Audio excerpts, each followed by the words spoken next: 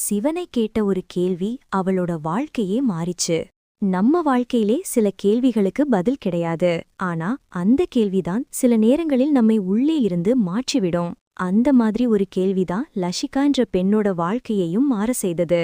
ஒரு நாள் இரவு அவள் மனசு ரொம்ப கனமா இருந்தது. வாழ்க்கை குழப்பமா இருந்தது.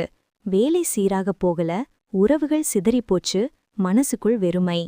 அவள் மேலே வானத்தைக் கண்டு சொன்னாள், சிவா, நீ இருக்கேன்னு எல்லாரும் சொல்றாங்க. இருந்தா எனக்கு ஒரு சின்ன சின்ன சைகை காட்டு. எனக்கு இப்போ அமைதி தேவை. அந்த இரவிலிருந்து அவளோட வாழ்க்கை மெதுவா மாற ஆரம்பிச்சது.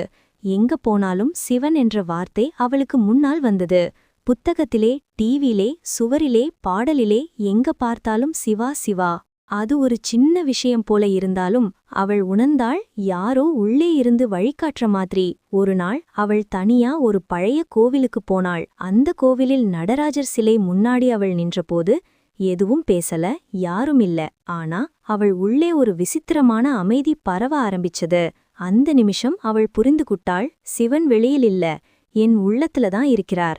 அந்த நாளிலிருந்து அவள் ஒவ்வொரு காலை 5 மணிக்கு தியானம் பண்ண ஆரம்பிச்சா. முதல்ல கடினமா இருந்தது, மூச்சு கூட சரியா வரல. ஆனா நாளும் நாளாக ஓம் நமசிவாயன்னு சொல்லும் ஒவ்வொரு முறை அந்த ஒளி அவளோட உயிரோட கலந்து போயிடுச்சு. அது ஒரு ஜபம் இல்ல, அது ஒரு உணர்வு, அது ஒரு இணைப்பு. அந்த தியானத்துக்குப் பிறகு அவள் வாழ்க்கையில் எல்லாம் மெதுவா சீரானது. கோபம் குறைந்தது, துக்கம் மறைந்தது. அவள் புரிந்துகுட்டாள், சிவன் என்னை காப்பாற்றவில்லை, ஆனா என்னை நான் காண செய்தார். இப்போ அவளோட வாழ்க்கை அதே மாதிரிதான். ஆனா மனம் மாறிவிட்டது. அமைதியா, சமநிலையா, நம்பிக்கையா?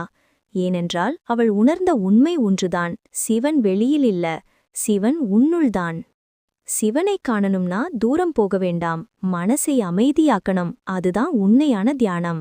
இந்த வீடியோ உங்க மனசுக்குள்ள ஒரு சின்ன நல்ல மாற்றத்தை கொடுத்திருந்தா லைக் பண்ணுங்க, உங்க ஃப்ரெண்ட்ஸுக்கிட்ட ஷேர் பண்ணுங்க. இப்படிப்பட்ட வாழ்க்கையை மாற்றும் கதைகள், மோட்டிவேஷன் வீடியோஸுக்கு மாத்தி யோசி லைஃப் ஈஸி சேனலை சப்ஸ்கிரைப் பண்ண மறக்காதீங்க. மாத்தி யோசி, வாழ்க்கை லேசாகும்.